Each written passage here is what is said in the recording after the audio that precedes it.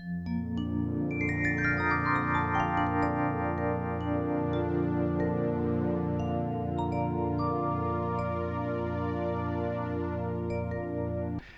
আমাদের মধ্যে পেয়েছি উত্তরবঙ্গ বিশ্ববিদ্যালয়ের খ্যাতনামা অধ্যাপক ডক্টর রঘুনাথ ঘোষ। তাকে আমি আহ্বান করব আমাদের দর্শন নিয়ে আজের যে টপিক আমাদের আছে ব্যবহারিক জীবনে অধ্যয় তত্ত্ব, এবং জিনিসটা আমাদের কাছে খুবই রহস্যজনক। অধ্যয় ব্যাপারটাই খুব রহস্যজনক। আর ব্যবহারিক জীবন কি, আমরা কি ব্যবহার করি ব্যবহারিক জীবনে, তো জীবাত্মার পরিচয়, আর আধ্যাত্মিক পরিচয় হচ্ছে অধ্যয় তত্ত্ব, আধ্যাত্মিকতার চরমত।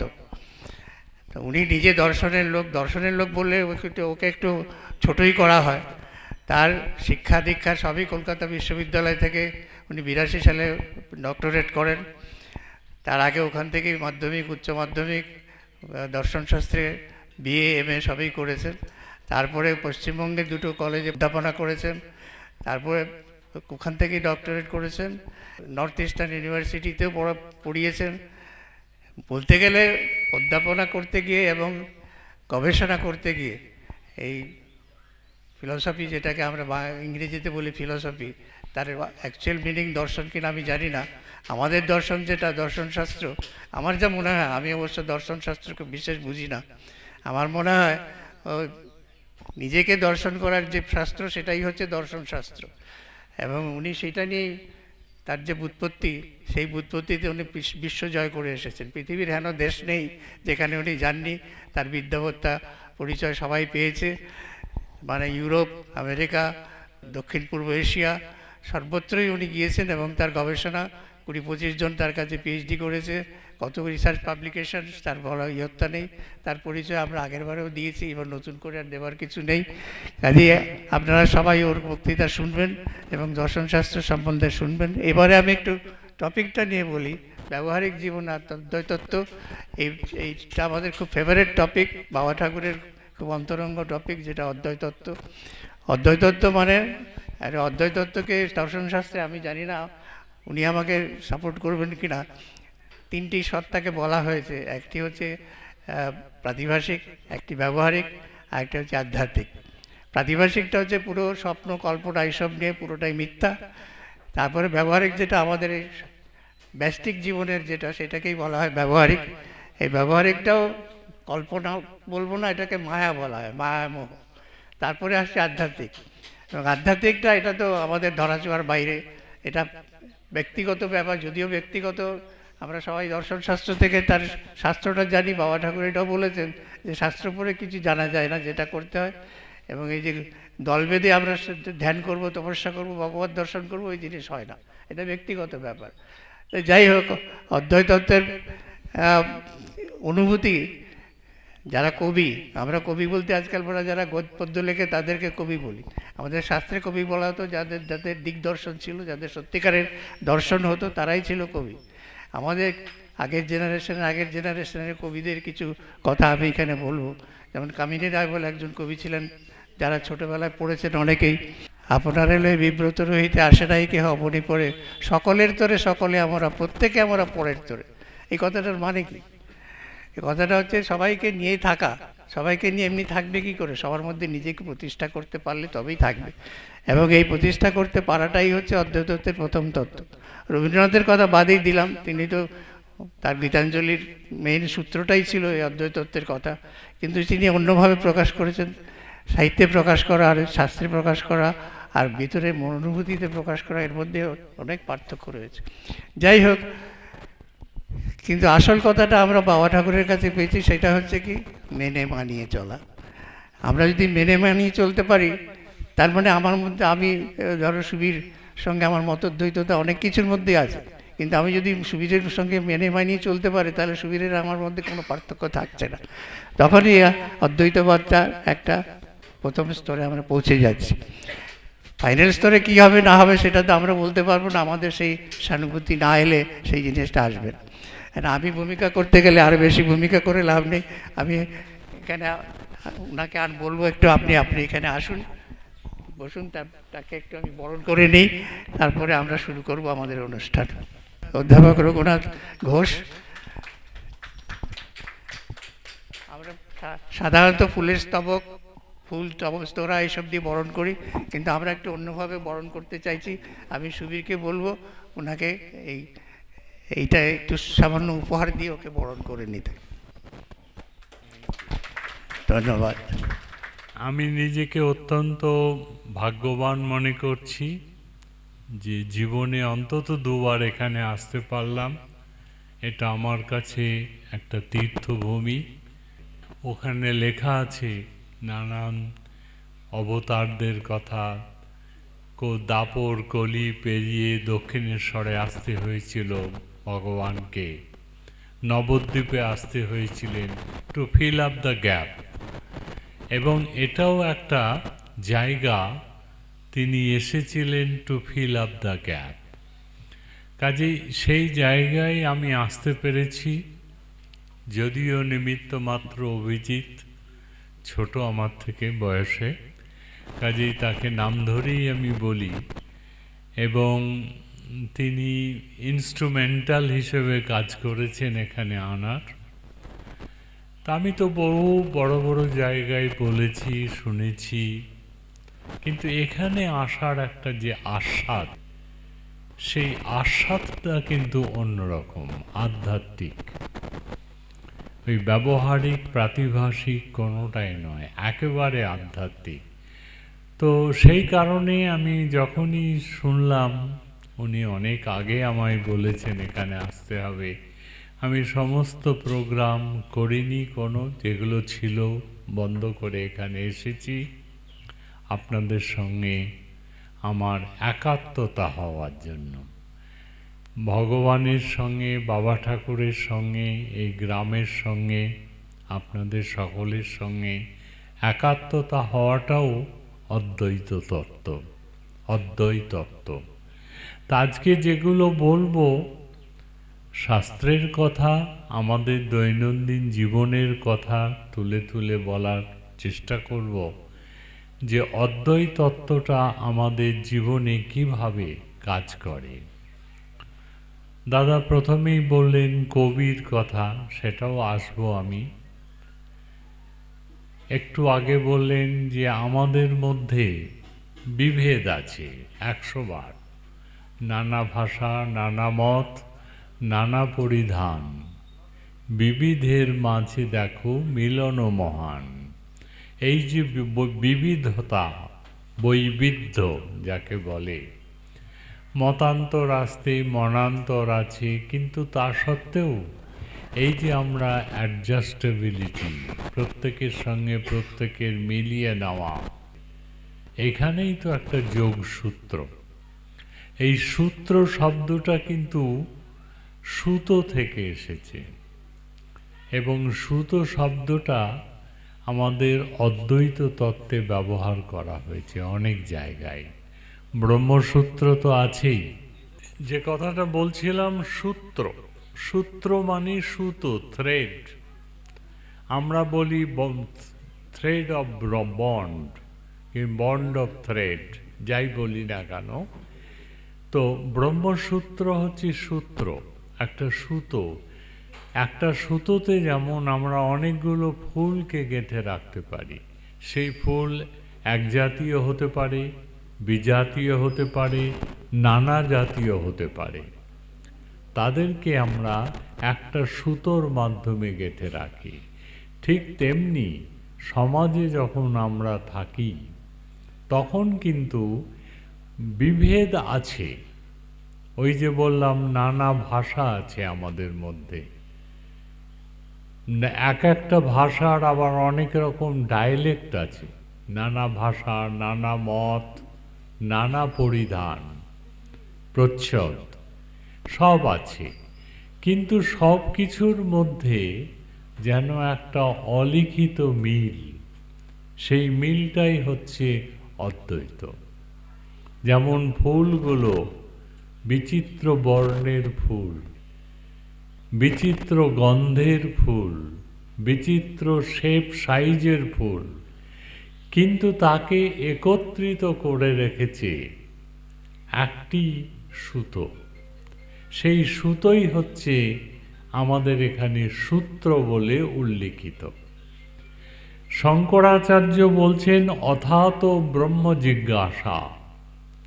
সাধারণ মানুষের মনে লৌকিক দশায় ব্যবহারিক জীবনে ব্রহ্ম জিজ্ঞাসা আছে। এর প্রসঙ্গে টিকাকার শঙ্করাচার্য এবং তার টিকাকার বাচস্পতি মিশ্র ভামতিকার, তার টিকা লিখেছেন ভামতী। তিনি বলছেন যে জিজ্ঞাসা আমাদের কোথায় আসে? যে বিষয় সন্দিগ্ধ তাতে জিজ্ঞাসা আসে, আর যে বিষয়টা প্রয়োজনীয়, তিনি ভামতিকার বলছেন সপ্রয়োজনত্ব একটা জিজ্ঞাসার কারণ, সন্দিগ্ধত্ব একটা জিজ্ঞাসার কারণ। ব্রহ্ম তো সন্দিগ্ধ নয়। কেন সন্দিগ্ধ নয়? এই প্রসঙ্গে তিনি লৌকিক উদাহরণ দিচ্ছেন। বলল সন্দিগ্ধ একটা চোখের সামনে দেখছি, এক ভদ্রলোক বলছেন প্রকাশ্য দিবালোকে, এখানে যে বক্তব্য রাখা হচ্ছে এ ব্যাপারে কারো সন্দেহ থাকতে পারে না। কেন? এটা দিনের আলোর মতো পরিষ্কার। ঘট পট চেয়ার টেবিল যদি প্রকাশ্যে আলোতে থাকে তার সম্বন্ধে জিজ্ঞাসা আসে না। শঙ্করাচার্য বলেছেন, তার সমর্থনে আমাদের বাচস্পতি মিশ্র বলছেন, এই ব্রহ্ম সম্বন্ধে জিজ্ঞাসা আসে না। কেন? ব্রহ্ম কখনো সন্দিগ্ধ বিষয় নয়। কি করে সন্দিগ্ধ বিষয় নয়?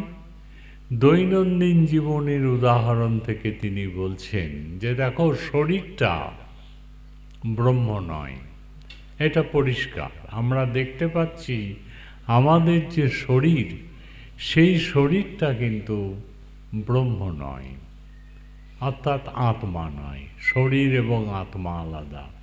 কি করে বুঝছি? শরীরের তো পরিবর্তন হয়। বাল্যকালের শরীর, বার্ধক্যের শরীর, যৌবনের শরীর, প্রৌঢ়ের শরীর আলাদা আলাদা হয়ে যাচ্ছে, কিন্তু আত্মার কোনো চেঞ্জ হয় না। তাহলে ফুলগুলো যে সাইজেরই হোক, যে রঙেরই হোক, যে গন্ধেরই হোক, তার মধ্যে যেমন সূত্র বর্তমান, তেমনি বাল্যকালের শরীর, যৌবনের শরীর, বার্ধক্যের শরীর, প্রৌঢ়ত্বের শরীর, এর মধ্যে আত্মা ওটা নয় ঠিকই, কিন্তু আত্মার অনুপ্রবেশ আছে। তার মধ্যে একটা তত্ত্ব সমান, প্রত্যেক শরীরের মধ্যে ওই একটি আত্মা আছে। কাজেই আত্মা বা ব্রহ্ম সম্বন্ধে আমাদের সন্দেহ থাকবে না, অসন্দিগ্ধ। আবার বলছেন ইন্দ্রিয়গুলো আত্মা বা ব্রহ্ম নয়, এ নিয়েও সন্দেহ নেই। কেন? বলো, ইন্দ্রিয়, চোখ দিয়ে আজ যে জিনিসটি দেখলাম, জ্ঞান হলো, এবার চোখটা কোনো কারণে আমার নষ্ট হয়ে গেল, আমি হাত দিয়ে, ত্বক দিয়ে স্পর্শ করে সেই জিনিসটি বলতে পারি যে এই জিনিসটি হচ্ছে এই। তাহলে কমিউনিকেটিং অথরিটিটাকে, দুটোর মধ্যে কেউ কমন আছেন, কিংবা কানে শুনে আমি বলতে পারি। তাহলে ইন্দ্রিয়ের বিশেষ বিশেষ ক্ষেত্র থাকলেও সবগুলো ইন্দ্রিয়ের মধ্যে অনুস্যূত রূপে, কমন রূপে এই আত্মা বিদ্যমান। তাহলে ইন্দ্রিয়, মন, বুদ্ধি প্রত্যেকটা আলাদা আলাদা, কিন্তু তার মধ্যে একটি সূত্র বিদ্যমান। সেই সূত্র হচ্ছে আত্মা বা ব্রহ্ম, অদ্বৈত। এই অদ্বৈত তত্ত্বকে আমরা ব্যবহারিক জীবনে, যেমন দাদা বললেন, অনেকের সঙ্গে আমার মতবিরোধ থাকতে পারে, মনান্তর থাকতে পারে, ভাষার মিল না থাকতে পারে, সংস্কৃতির মিল না থাকতে পারে, রুচিভেদ আলাদা হতে পারে, কিন্তু তবু তো তার সঙ্গে আমরা সামাজিক বন্ধনে যখন বদ্ধ হই, তখন তার মধ্যে একটা কিন্তু কমন জিনিস আমাদের আছে, এটি হচ্ছে অদ্বৈত। এই অদ্বৈতকে শঙ্করাচার্য বলছেন তাদাত্ম। তাদাত্ম is Sanskrit rendering of identity. Identity দু রকমের হয়, একটা হচ্ছে পুরোপুরি আইডেন্টিক্যাল, শঙ্করাচার্য সেই অর্থে বলেছেন কোনো কোনো জায়গায়, দুই অর্থই তিনি নিয়েছেন। যখন বলা হলো তত্ত্বমসি, তুমি হচ্ছ ব্রহ্ম, বললো হ্যাঁ এরকম ফিলিংস। এবং আমাদের অদ্বৈত শাস্ত্রে সবসময় দেখবেন একটা বদনাম করানো হয়, অন্যান্য দার্শনিক সম্প্রদায় বলেন যে অদ্বৈত বড্ড বেশি শ্রুতি নির্ভর। যখনই তাদের আক্রমণ করা হয় তখনই তারা শ্রুতির কথা বলেন। শ্রুতি বলতে শ্রীমদ্ ভগবদ্ গীতা, উপনিষদ, বেদ। বলল বেদ, উপনিষদ, ভগবদ্ গীতায় এটা বলা আছে, কাজে এটা সত্য। কিন্তু কথাটা পার্শিয়ালি সত্য, সম্পূর্ণ রূপে সত্য নয়। কেননা বেদান্ত দর্শনে বহু লৌকিক উদাহরণ আছে। যে কথাটা বললাম তাদাত্ম মানে অদ্বৈ, দুটোর মধ্যে আইডেন্টিক্যাল। আইডেন্টিটি এক ধরনের হয় অ্যাবসলিউট আইডেন্টিটি, আত্যন্তিক মিল, দুটোর মধ্যে কোনো পার্থক্য নেই। যেমন বলা হলো তত্ত্বমসি, তুমি হচ্ছ ব্রহ্ম। এটাকে মহাবাক্যে রূপান্তর করা হয়েছে এবং মধুসূদন সরস্বতী তার যে অদ্বৈত সিদ্ধি গ্রন্থে বলছেন যে চারটে আমাদের মহাবাক্য স্বীকার করা হয়, তার মধ্যে তত্ত্বমসি হচ্ছে শ্রুতির শিখা। শ্রুতির শিখা মানে তাকে দেখে তত্ত্বমসি বাক্য থেকে অন্যগুলো তত্ত্ব অতি সহজেই জানা যেতে পারে। তত্ত্বমসি মানে কি? ইন্ডিভিজুয়াল বিং, জীবাত্মাই হচ্ছে ব্রহ্ম, তুমি হচ্ছ পরমেশ্বর, তুমি হচ্ছ ব্রহ্ম। তো বললো এই তো আধ্যাত্মিক ফিলিং। উনি যেমন বললেন, দাদা বললেন যে তিন ধরনের সত্তা আমরা মেনে নিয়েছি, ব্যবহারিক সত্তা, প্রাতিভাসিক সত্তা, পারমার্থিক সত্তা। তত্ত্বমসি যখন আমার অনুভবের বিষয় হবে যে আমি সাধারণ ব্যক্তি নয়, আমার মধ্যে দিয়ে সেই অদ্বৈত তত্ত্বের প্রকাশ, ব্রহ্ম বিরাজ করছেন, তখন কিন্তু আমি ব্যবহারিক জীবনে নেই। এই জীবনটাকে ট্রান্সেন্ড, উত্তরণ ঘটিয়েছি, গিয়ে লোকোত্তর অন্য একটা জগতে, আধ্যাত্মিক জগতে বিরাজ করছি। এবং একটি সূত্র হচ্ছে, একটি কথা বলা হয়, যে সমস্ত অভিজ্ঞতাটা আধ্যাত্মিক জীবনে করা হয়, যেটাকে বলছি আমি যে ব্যবহারিকের ঊর্ধ্বে লোকোত্তর অবস্থায়, পারমার্থিক অবস্থায় যে সত্যটা অনুভব করা যায়, সেই অনুভূতিটা একান্ত ব্যক্তিগত। এটাকে সবসময় কমিউনিকেট করা যায় না, এই জন্য অনেকে বলে এটা গুহ্য জ্ঞান। কিন্তু যদি কমিউনিকেট করতে হয়, সাধারণ মানুষকে যদি ব্যবহারিক দশায় এই অদ্বৈত তত্ত্বকে বুঝতে হয়, তাহলে কিন্তু সাধারণ উদাহরণও আমাদের বৈদান্তিকরা দিতে ব্যর্থ হননি। তিনি বলছেন কি, তত্ত্বমসি, তৎ মানে তুমি, তৎ ব্রহ্ম, তং হচ্ছে তুমি, দ্যাট ইজ জীবাত্মা। সাধারণ জীব ব্রহ্মের সঙ্গে একাত্মতা, তাদের মধ্যে ভেদ নেই। কনসাসনেসের দিক দিয়ে, কোনো চৈতন্যের দিক দিয়ে পার্থক্য নেই। এবার লৌকিক উদাহরণ সঙ্গে সঙ্গে তারা দিচ্ছেন, এবং এই প্রত্যক্ষটাকে বৈদান্তিকরা বলছেন, আমরা তো প্রমাণ জানি, প্রত্যক্ষ প্রমাণ, অনুমান প্রমাণ। বৈদান্তিকরা 6 ধরনের প্রমাণ, এভিডেন্স স্বীকার করেছেন। একটা হচ্ছে প্রত্যক্ষ দিয়ে জানা যায়, অনুমান দিয়ে জানা যায়, কম্প্যারিজন উপমান দিয়ে জানা যায়, আগম বা শব্দ বা উপনিষদাদি গ্রন্থ থেকে জানা যায়, গুরুদেবের বাক্য থেকে জানা যায়, বাবা ঠাকুর যা বলেছেন তার সেটাও একটা সোর্স অফ নোয়িং। এটাগুলোকে আমরা বলি আগম প্রমাণ। এছাড়াও অর্থাপত্তি বলে একটি প্রমাণ মানেন, অনুপলব্ধি বলেও প্রমাণ মানেন। এগুলো হচ্ছে ভারতীয় যে প্রমাণ তত্ত্ব, সেই প্রমাণ তত্ত্বের একটা অদ্বৈত রূপরেখা। সেখানে তিনি বলছেন, এই যে প্রকাশ্য 6টা প্রমাণ আছে, এর বাইরেও একটা ছোট্ট সাব প্রমাণ বলা যায় তাকে। সেটা কি বলছেন? প্রত্যক্ষ। কিন্তু প্রত্যক্ষ ঘটপটের প্রত্যক্ষের মতো নয়, একটু ভিন্ন ধরনের প্রত্যক্ষ। সেই ভিন্ন ধরনের প্রত্যক্ষটা কি? এর নাম দিয়েছেন বৈদান্তিকরা অপরোক্ষানুভূতি। তার মানে এক ধরনের জ্ঞান, যে জ্ঞানটা অপরোক্ষভাবে আমাদের কাছে আসে।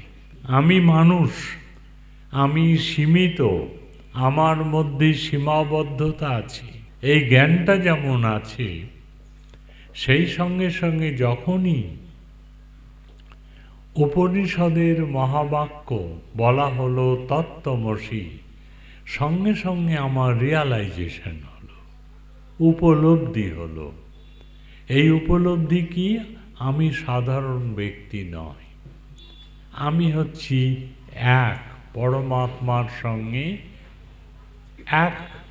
এই যে এক জ্ঞানটা হলো, এটা কিন্তু অপরোক্ষানুভূতি, সরাসরি অনুভবের পর্যায়ে গেল। বলল কেমন? লৌকিক ক্ষেত্রে যেমন স্বয়ং দেবদত্ত বলি, এই উদাহরণটা বৈদান্তিকরা ব্যবহার করেছেন। তিনি হচ্ছেন এই সেই দেবদত্ত, এই সেই দেবদত্ত। আপনারা যেমন আমায় চিনলেন, এই সেই প্রফেসর ঘোষ। তাহলে দুটো এই এবং সেই, দুটোর মধ্যে পার্থক্য আছে। কেমন পার্থক্য? আবার মিলও আছে। কেমন? যেমন তৎ এবং তমের মধ্যে বৈদান্তিকরা বলছেন যে তৎ যখন ব্রহ্মের কথা বলা হচ্ছে, তার বিভু পরিমাণ সর্বব্যাপিত্ব আছে। আর তম যখন বলা হলো, তার মধ্যে সর্বব্যাপিত্ব নেই। ততের মধ্যে সর্বজ্ঞত্ব আছে, সমস্ত কিছু তিনি জানেন। জীবের মধ্যে কিন্তু সর্বজ্ঞত্ব নেই, অল্পজ্ঞত্ব আছে। In spite of having differences, there is identity. What type of identity? দুটোই আমরা চৈতন্য স্বরূপ। লৌকিক জীবনের উদাহরণ দিচ্ছেন, আমরা কিন্তু লৌকিক জীবনেও এটা করে থাকি। যেমন আমায় দেখে চিনলেন আমার বন্ধুরা, ইনি সেই আরএনজি ছাত্ররা আমাকে এই নামেই চেনে। তা আরএনজি এই চিনলেন, দুটোর মধ্যে কিন্তু ভেদ আছে। 2 বছর আগের আরএনজি এখনকার আরএনজির মধ্যে একটা বেসিক ডিফারেন্স আছে। কাল মানুষের আলাদা করে দেয়, কাল এবং ক্ষণ। কালা অবচ্ছেদে, ক্ষণা অবচ্ছেদে মানুষ আলাদা হয়। তো 2 বছর আগে আমার 2 বছর বয়স, যদিও একজন প্রশংসা করে বললেন 3 বছর বয়স কমে গেছে, কিন্তু অ্যাকচুয়ালি বেড়েছে 2 বছর। তো এখানেও কিন্তু ওই তৎ এবং তন দুটো দেবদত্তের মধ্যে মিলও আছে, গড়মিলও আছে। এটাকে বলছি আমরা তাদাত্ম্য। তাহলে এই মিল এবং মিল আছে বলেই অদ্বৈত তত্ত্ব আছে, ওই ব্রহ্মের সঙ্গে আমার সম্পর্ক আছে। মিল আছে বলেই আমাকে আপনারা চিনতে পেরেছেন। গত বছরের অনেকে ভিডিও দেখেও আমায় চিনতে পারলেন বন্ধুরা। তাহলে এখানে মিল না থাকলে, অদ্বৈত যদি লৌকিক জীবনে না থাকতো, তাহলে রেকগনিশন সম্ভব হতো না। প্রত্যভিজ্ঞা জ্ঞান, এরা বলেন এদের পরিভাষা হচ্ছে প্রত্যভিজ্ঞা, রেকগনিটিভ কগনিশন। তো দুটোর মধ্যে একটা স্মৃতির জ্ঞানও হয়, আবার প্রত্যভিজ্ঞা জ্ঞান হয়। আমার ক্ষেত্রে প্রত্যভিজ্ঞা হচ্ছে কেন? আমি এখানে উপস্থিত আছি, আগে উপস্থিত ছিলাম, এখন উপস্থিত আছি। কাজেই আপনার এটা রেকগনিটিভ কগনিশন, প্রত্যভিজ্ঞা। এবং এই নিয়ে একটা দর্শন তৈরি হয়েছে ভারতবর্ষে, যেটাকে বলে প্রত্যভিজ্ঞা দর্শন, কাশ্মীরি শৈবিজম। কাশ্মীরি শৈব দর্শন, তারা বেদান্তে ঘেঁষা। তারা একটু শিবকে ভালোবাসে, শক্তিকে ভালোবাসেন। আমরা শক্তি ছাড়াই শিবের কথা বলি। তো যাই হোক, এটাকে তারা বলেন যাকে দেখছি সেটি হচ্ছে শিবের প্রতিরূপ, পরমেশ্বরের প্রতিরূপ। কাজেই স্বয়ং দেবদত্ত, এখানে দুটো দেবদত্তের কথা বলা আছে। একটা দেবদত্ত 10 বছর আগে দেখেছি, আর একটি দেবদত্ত আজকে দেখছি। তো দুটোর মধ্যে ভেদ হচ্ছে বয়সের ভেদ, স্থান হিসেবেও ভেদ। কলকাতায় দেবদত্ত বাবুকে দেখেছিলাম, এখন তাকে গোলাবাড়িতে দেখছি। স্থান হিসেবেও ভেদ আছে। তা সত্ত্বেও আমি যে দেবদত্ত বাবুকে দেবদত্ত বলে জানতে পেরেছি, এটাই হচ্ছে আইডেন্টিটি। এটা কি বলে? তাদাত্ম্য। তাদাত্ম্য শব্দটা এসছে তদ আত্মা থেকে। তদ আত্মা কি? বলো, বড়র একটা অংশ এর মধ্যে আছে। যে দেবদত্তকে আমি দেখেছি, সেই দেবদত্তের খানিকটা বর্তমান দেবদত্তের মধ্যে মিল আছে, আত্মস্বরূপ বলেই আমি তাকে চিনতে পেরেছি।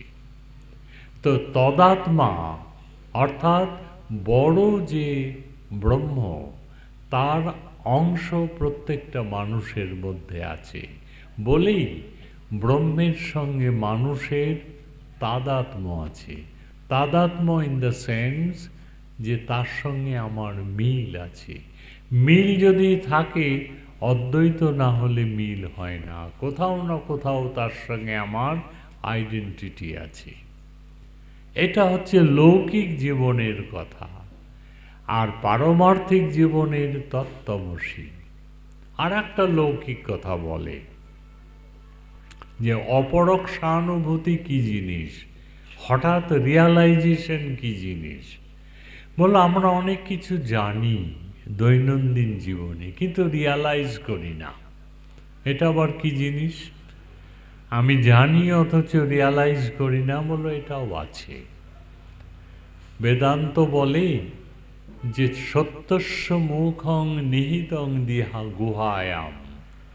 সত্য একটু ঢাকা থাকতে পছন্দ করে, গুহার মধ্যে ঢাকা আছে, এবং কেউ একজন দরকার হয় সেই গুহা থেকে পাথরটাকে তুলে দিতে। এখানে বলছেন উপনিষদ, পুষণ তম অপাবৃণু। দেবতাকে বলছি, তুমি সেই পর্দাটা সরিয়ে দাও। আমরা জানি যে আমাদের মধ্যে অনন্ত ক্ষমতা আছে, আমরা ব্রহ্মের সঙ্গে এক। কিন্তু এই যে দাদা বললেন, মায়া বলে একটা কথা মাঝখানে এসে গেছে, অজ্ঞান। ওই অজ্ঞানকে দূর করতে গেলে জ্ঞানাঞ্জন শলাকয়া, জ্ঞানরূপ অঞ্জনের দরকার, কাজলের দরকার। তার ফলে অজ্ঞানটা আমাদের দূর হবে। অজ্ঞানতার একটা পর্দা কীরকম দৈনন্দিন জীবনেও আমাদের আছে। ওরা একটা উদাহরণ দিচ্ছেন, দশমস্তমসী। আমরা 10 জন এক ছাত্র গেছে পিকনিকে। আমরা সাধারণত এটা বলি, যাচ্ছ যাও, ফেরার সময় গুনে নিও 10 জনই এসছো কিনা, কেউ যেন থেকে না যায় নদীর ওপারে। এবার যে ছেলেটিকে আমি দায়িত্ব দিয়েছি 10 জন মিলে গেছে, খাওয়া দাওয়া করেছে, গল্পগুজব করেছে। ফেরার সময় তারা কিন্তু বারবার গুনছে নেতা, 10 আর পাচ্ছে না। 9 জন হচ্ছে, 10 আর পাচ্ছে না। 10 না পাওয়ার জন্য সে ঘাবড়ে গেছে যে একজন কোথায় গেল। পাশের একটি ছেলে বলল, তুমি নিজেকে গুনেছ, তুমি তো 10। সঙ্গে সঙ্গে সে বলল, ওহো। এই যে ওহো কথাটা is a mark of realisation. হ্যাঁ, আমি তো 10। অনেক সময় আমরা কানে কলম রেখে সারা বাড়ি খুঁজে বেড়াচ্ছি, ঘাড়ে টাওয়েল রেখে সারা বাড়ি খুঁজে বেড়াচ্ছি। স্ত্রী বললেন, তোমার ঘাড়েই তো টাওয়েলটা আছে। সঙ্গে সঙ্গে ওহো, ওহো is the mark of realisation. এটা কিন্তু অজ্ঞান ছিল না, জানাই ছিল আমার, কিন্তু স্লাইট একটা অজ্ঞানতার পর্দা, যেটা ওই তৃতীয় ব্যক্তি পয়েন্ট আউট করে দিল। সঙ্গে সঙ্গে আমার বাইরে থেকে আলোর দরকার হলো না, বাইরে থেকে কোনো ফোকাসের দরকার হলো না। আমি জেনে গেলাম যে আমি 10। ঠিক তেমনি তত্ত্বমসি, এই যে শ্রুতি বাক্যটা বন্ধুর কাজ করছে, বলে দিচ্ছে তুমি 10। এটা যেমন আমার বন্ধু বলল, যেটা নতুন নয়, আমার মধ্যেই 10 ছিল। স্লাইট একটা অজ্ঞানতার পর্দা, যার জন্য বাবা ঠাকুরের দরকার, যার জন্য মহাপুরুষদের দরকার, যার জন্য শাস্ত্র পাঠের দরকার। ওই এই সত্যটা গুহার মধ্যে ঢাকা ছিল। এটা একটা কেবের মধ্যে লুক্কায়িত ছিল। গুরুদেব রূপী দেবতা বাবা ঠাকুর এসে বললেন, তত্ত্বমসি, তুমি হচ্ছ সেই ব্রহ্ম, তুমি হচ্ছ 10, তুমি হচ্ছ সেই দেবদত্ত। নতুন নয়, এটাকে উপনিষদের লোকেরা, বেদান্তের লোকেরা বলেন প্রাপ্তস্য প্রাপ্তি। সাধারণত প্রাপ্তি কাকে বলে, সংযোগ কাকে বলে, অপ্রাপ্তের প্রাপ্তিকে বলে সংযোগ। আমি এখানে ছিলাম না, এলাম, আমার সংযোগ ঘটল। একটা পাখি ডালে ছিল না, এসে বসল, সংযোগ হলো। এটা হলো অপ্রাপ্তের প্রাপ্তি।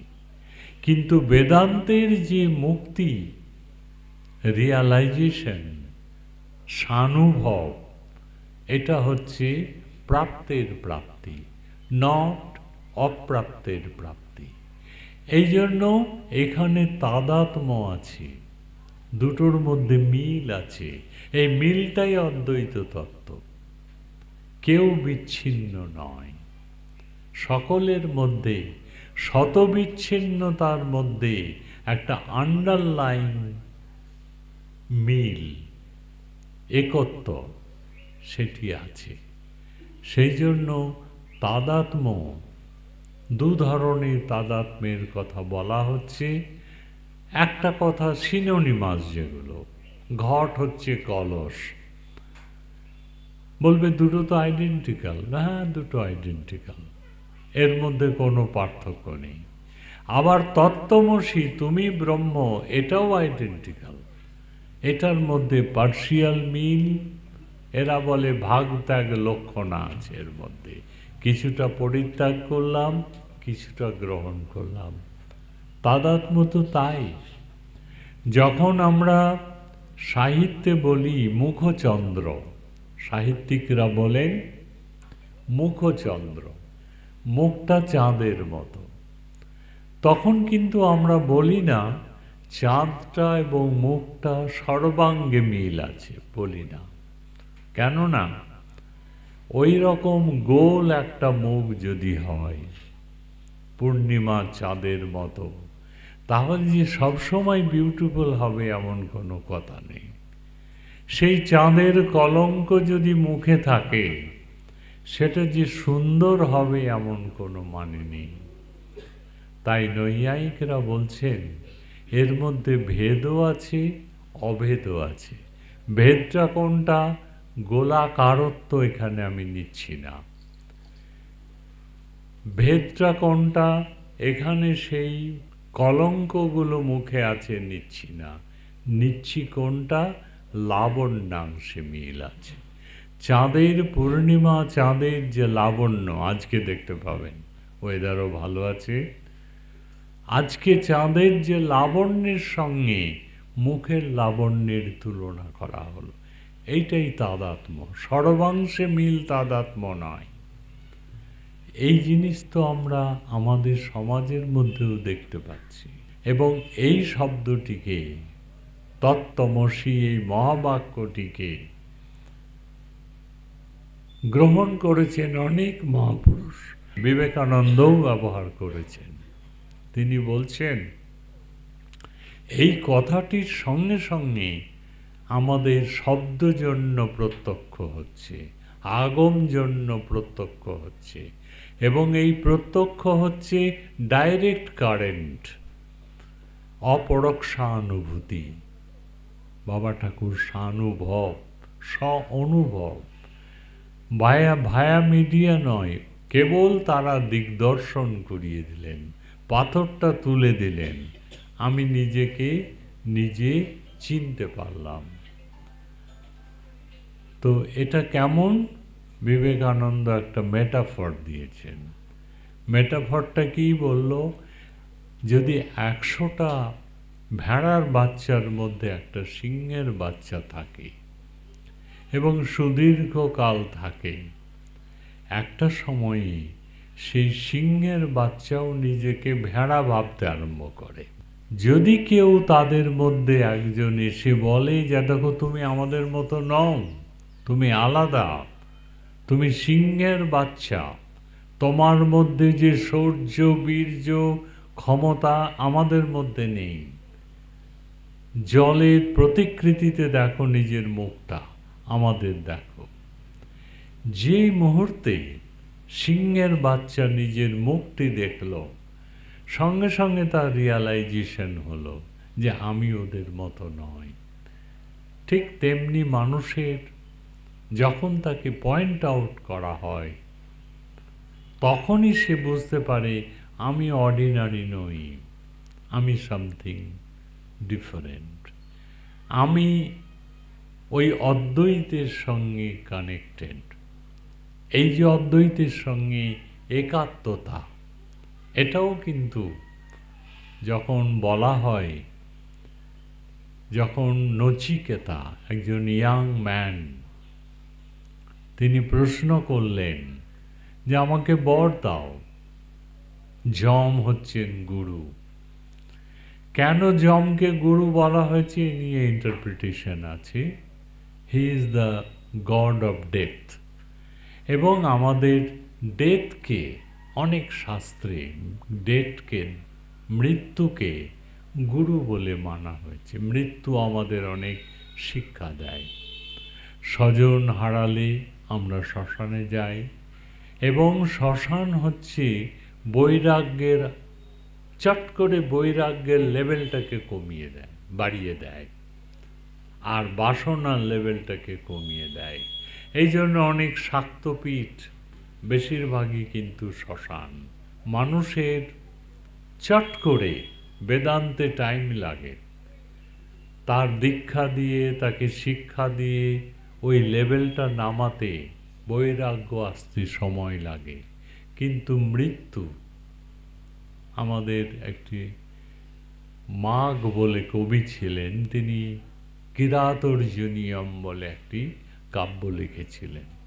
সেখানে তিনি বলছেন, অন্তক পর্যবস্থাতা জন্মিন সন্ততাপদ ইতি তাজ্যে ভবে ভব্য মুক্ত উত্তিষ্ঠতে জন। মানেটা হচ্ছে, প্রত্যেকের জীবনে সব শেষে আছে অন্তক, মানে মৃত্যু। অন্তং করতি ইতি অন্তক, যিনি সব কিছুকে, ইহলৌকিক সমস্ত কিছুকে শেষ করেন তাকে বলে অন্তক। তাই বলছে, অন্তক পর্যবস্থাতা, মৃত্যু দাঁড়িয়ে আছে তার করাল গ্রাস নিয়ে। জন্মিন সন্ততাপদ, যারা এই দেশে জন্মগ্রহণ করেছেন, প্রতি মুহূর্তে বাধা বিঘ্ন বিপদ, এই বিপদের শেষ করার জন্য সর্বক্ষয়কৃত, লোকক্ষয়কৃত, কালহং লোকক্ষয়কৃত। বাবা ঠাকুর কালের কথাও বলেছেন, বলবো, লোকক্ষয়কৃত। তিনি বলছেন এই মৃত্যু, তিনি দাঁড়িয়ে আছেন। আর মৃত্যু আছেন সর্বশেষে, এটা যদি জানতে পারি, সঙ্গে সঙ্গে থার্মোমিটারের মতো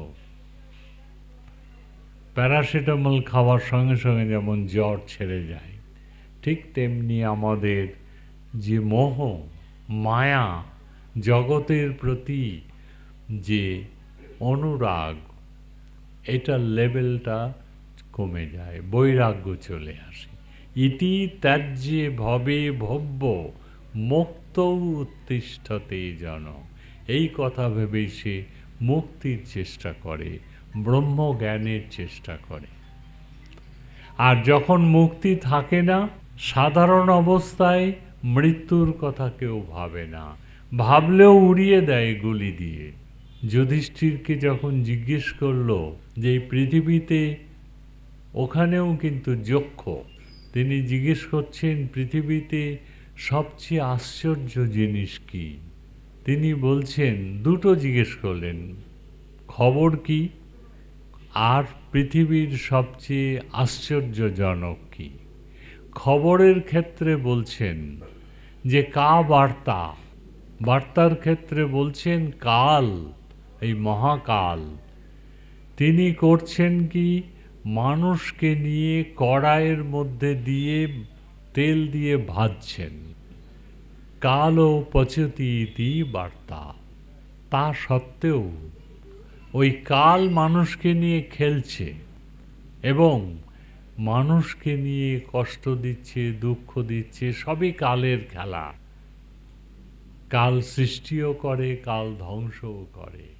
কালভূতি মসৃজত কালে তপতি সূর্য, কালহ বিশ্বাভূতানি কাল সূর্যর বিপশ্যতি। এমনই মহাকালের লীলা। কালই তো হচ্ছে সেই কালেরই অংশ। তাই এখানে তিনি বলছেন যে আমরা জানি যে আমরা ওই টাইমের অধীনে আছি, করাল গ্রাসে আছি। তা সত্ত্বেও আমরা এটাই খবর যে কোনো মানুষ কালো বহির্ভূত নয়। তার জীবনের সুখ শান্তি কষ্ট কড়া পাক করে তাকে ভাজছে কাল, এটাই খবর। আর আশ্চর্য কি, মানুষ জানে অহনি অহনি প্রতিদিন জমালয়ং জানতি মনুষ্যা, জমালয়ে যাচ্ছে। তা সত্ত্বেও মানুষ অহংকারে মাটিতে পা ফেলে না, নিজেকে অমরণশীল বলে মনে করেন। সক্রেটিসকে বলতে হয়নি মানুষ মরণশীল, অনেক আগে আমাদের ভারতবর্ষ বলছে। কিন্তু অহংকার এতটা, সে ভাবে না যে তার কোনোদিন মৃত্যু হবে। তাই মৃত্যুর দুটো রূপ, একদিকে বৈরাগ্য নিয়ে আসছে, যদি মৃত্যু সম্পর্কে আমরা সচেতন থাকি, আর যদি সচেতন না থাকি তাহলে সেই মৃত্যু আমাদের অহংকারী করছে, মৃত্যুর দিকে নজর আমরা দিই না। তাহলে এখানে বলছে যখন যে মানুষের চেতনা, এই চেতনাটা জাগ্রত হতে হবে। দৈনন্দিন জীবনে যতক্ষণ না আমার চেতনা জাগ্রত হচ্ছে যে আমি এক, তার সঙ্গে আমার যোগ আছে, আমার আত্মা। আমরা তো একটি কথা তো খুব শোনেন, বসুধৈব কুটুম্বকম, সারা বিশ্বটাই আমার কুটুম্ব, whole world is a family. তাহলে সারা পৃথিবী ফ্যামিলি হলো কি করে? এর আগের লাইনটা হচ্ছে অয়ং নিজ পরবেতি গণনা লঘু চেত সাম। যারা অত্যন্ত স্বার্থপর লোক, যাদের মনটা ছোট, মন এমন জিনিস খুব বড়ও করাও যায়, ছোটও করা যায়। তো মন যাদের ছোট তারা কি বলে, এটা আমার, ওটা পরের। এই যে কম্পার্টমেন্টালাইজেশন, বিচ্ছিন্নতা, আজকের দিনের বিচ্ছিন্নতা মাথা চাড়া দিয়েছে নানানভাবে। এটা আমার প্রপার্টি, ওটা তার প্রপার্টি, এটা আমার প্রদেশ, ওটা তার প্রদেশ, এটা আমার, ওটা তার। এই যে আমার এবং তার, আই অ্যান্ড দাও ডিফারেন্স, এটা কিন্তু অজ্ঞানতার জন্য। প্রকৃতপক্ষে আই অ্যান্ড দাও বলে কিছু নেই।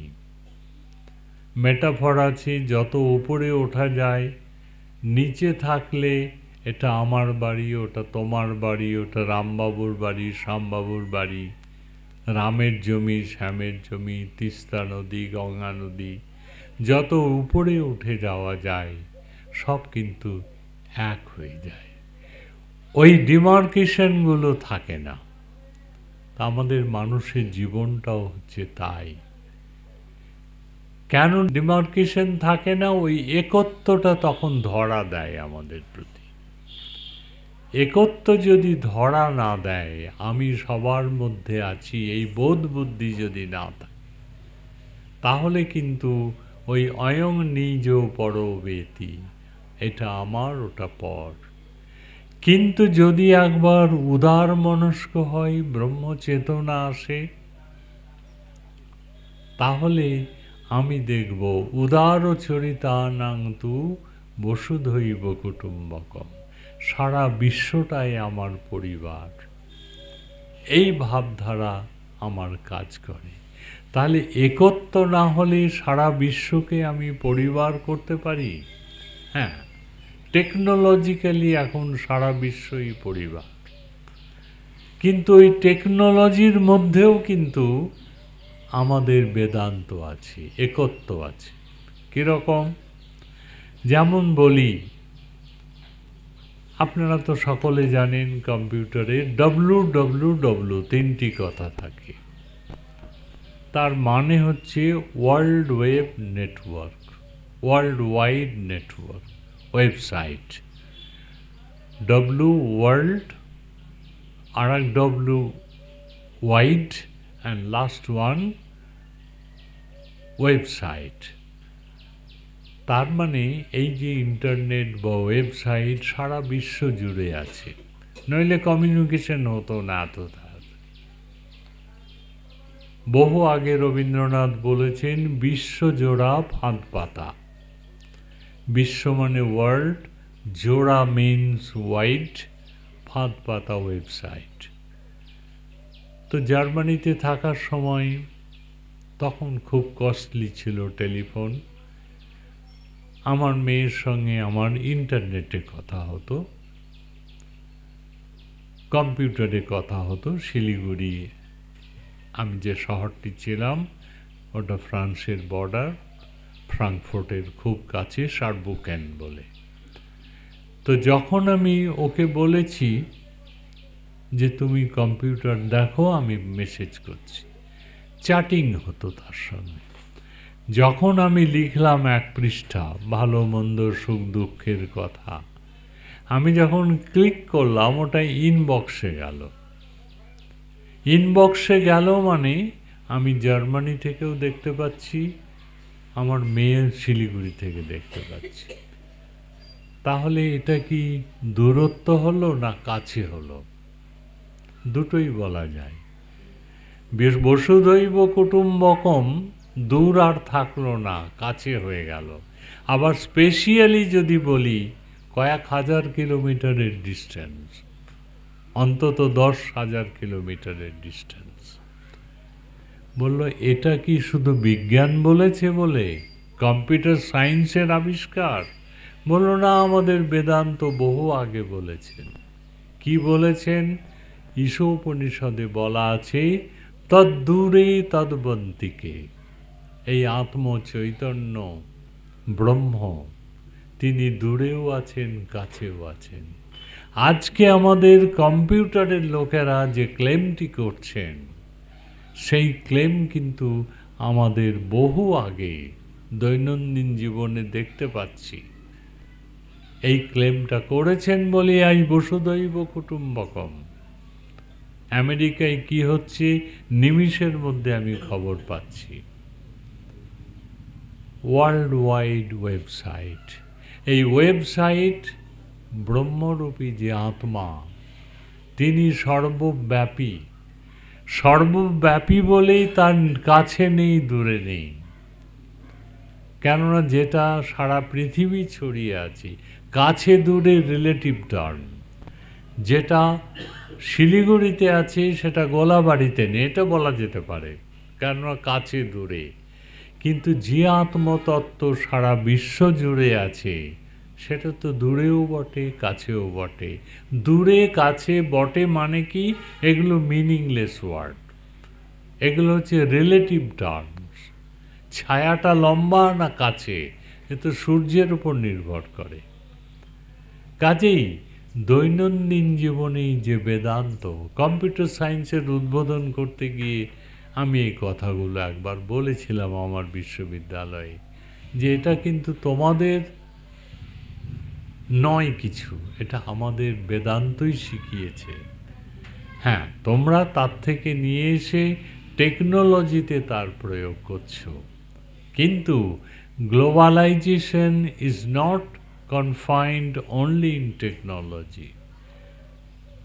The globalization, আমার প্রবন্ধ আছে যে সেলফের গ্লোবালাইজেশনও হয়, যেটাকে আমরা বলি বিশ্বজোড়া ফাঁদ পাতা, যেটাকে আমি বলি ওয়ার্ল্ড ওয়াইড ফ্যামিলি। এটাও কিন্তু বেদান্তের কথা দৈনন্দিন জীবনে আমরা আবিষ্কার করছি, ব্যবহার করছি। তাই বিবেকানন্দ বললেন যে এই বেদান্ত আমাদের তত্ত্বমসি, আমাদের অনেক দূর অবধি নিয়ে যায়। দৈনন্দিন জীবনে আরও আছে, এই আত্মা আছে বলে আমরা পরস্পরকে ভালোবাসতে পারি। সম্পূর্ণ বিচ্ছিন্ন হলে ভালোবাসা হয় না। Philosophy of love, বেদান্তিক philosophy of love, এটা কিন্তু অন্যরকম। একটু আগে বললাম, সারা বিশ্ব ব্রহ্মাণ্ডে যদি আমি বিশ্বাস করি এক আত্মা ছেয়ে আছে, আচ্ছাদিত, তাহলে আমাদের মধ্যে কোনো ডিফারেন্স নেই। কেন? ঈশাবাস্যমিদং সর্বং ইয়ৎ কিঞ্চ জগত্তাং জগৎ। সারা বিশ্ব ব্রহ্মাণ্ডের সর্বত্র ওই ঈশা ব্রহ্ম আচ্ছাদিত করে রেখেছে। বিরাট চাদর দিয়ে যদি বিশ্ব ব্রহ্মাণ্ড আচ্ছাদিত থাকে, তার অধীনে আমরা যারা আছি সবাই কিন্তু একই আচ্ছাদনের তলায়, একই পতাকা তলে আমরা আছি। যদি এক তলায় থাকি তাহলে আমরা বিচ্ছিন্ন নই। সঙ্গচ্ছদ্ধং সংবদ্ধং সংবমনাং সৃজানতাম। রমানঞ্জন বাবু বাবা ঠাকুর সম্বন্ধে সব কথাগুলো লিখেছেন। সতীনাথ মুখোপাধ্যায় বাবা ঠাকুর সম্বন্ধে, সংস্কৃতের লোক ছিলেন আমার মাস্টারমশাই রমানঞ্জন বাবু, তিনিও অনেক সুন্দর সুন্দর কথা এগুলো লিখেছেন। এগুলো কিন্তু আমাদের বেদান্তের দৈনন্দিন জীবনের আবিষ্কার। তিনি বলছেন যে সর্ব জায়গায় একটি আত্মা আছে বলেই আমি ভালোবাসতে পারি, ত্যাগের দ্বারাই ভোগ করতে পারি। বিদেশি লোকেরা জিজ্ঞেস করবে ত্যাগ আর ভোগ এক নাকি? ত্যাগ আর ভোগ তো উল্টো। ভারতবর্ষ বলছে না, ত্যাগ আর ভোগ উল্টো নয়, ত্যাগ করেও মানুষ ভোগ করতে পারে। কিরকম? বলে উপনিষদে দুটো পাখির গল্প আছে। একটা পাখি সুস্বাদু ফল খাচ্ছেন, দা সুপর্ণা দিয়ে মন্ত্রটা আরম্ভ হয়েছে। দুটো পাখি, একটা পাখি সুস্বাদু ফল সরাসরি খাচ্ছেন, আর একটা পাখি ডালে বসে ওটা দেখে আনন্দ পাচ্ছে। ধরে নিন যে ফল খাচ্ছে সে হচ্ছে শিশু, সন্তান পাখি, আর যে দেখছে ভোগ করছে সে মা পাখি। আজকে গ্রামের দিকে দেখুন, বহু মা আছেন, সবাই আপনাদের মতো যে সুস্বাস্থ্য সম্পন্ন, ধন সম্পত্তি সম্পন্ন নয়। ছেঁড়া বস্ত্র পরে কাটাচ্ছে, ভিক্ষে করে সংসার করছে, চেয়ে চিনতে খাচ্ছে, এমনও মা আমাদের আছে। মাদারলি হার্ট আমরা বলি কেন? এই কারণেই সেখানে কোনো ফাঁকিবাজি নেই। ডিসইন্টারেস্টেড প্লেজার যদি কোথাও পাওয়া যায় সেটা মাতৃস্নেহে। তো সেই মাকে দেখা যায় ছিন্ন বস্ত্রা, সারাদিন কিছু খাবার জোগাড় করে এনে প্রথমে রান্না করে সন্তানদের দেয়।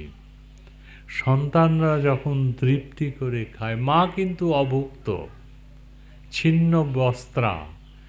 যখন সন্তানরা খায় আনন্দ মায়ের বেশি, চোখ মুখ তৃপ্তিতে ফুলে ওঠে, যদিও তিনি খাননি।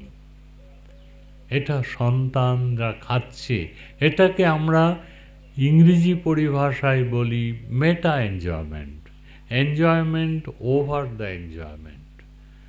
এটা একমাত্র মায়ের ক্ষেত্রে in the true sense of the term enjoyment হয়।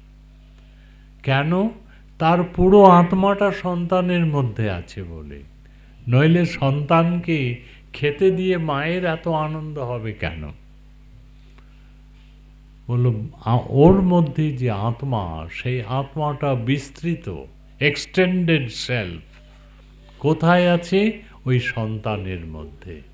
এই জন্য তিনি তৃপ্তি, নিজে না খেয়ে, হয়তো পরেও না খেয়ে থাকবেন, কিন্তু সন্তানরা খেলো, এই যে আনন্দ, এটাকেই বলছেন তক্তেন ভুঞ্জিতা।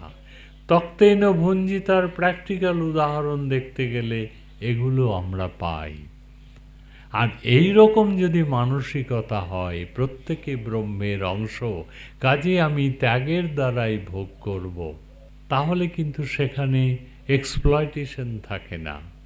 মানুষের যে মানুষকে যে কি বলবো, বিচ্যুত করা, অধিকার থেকে বিচ্যুত করা, মানুষকে এক্সপ্লয়েট করা, অন্যের ধন অপহরণ করা, এগুলো কিন্তু হয় ন্যারোনেস থেকে। বেদান্ত এটা শেখায় না। Once you are trained in one তত্ত্ব, you cannot have any discrimination among the man.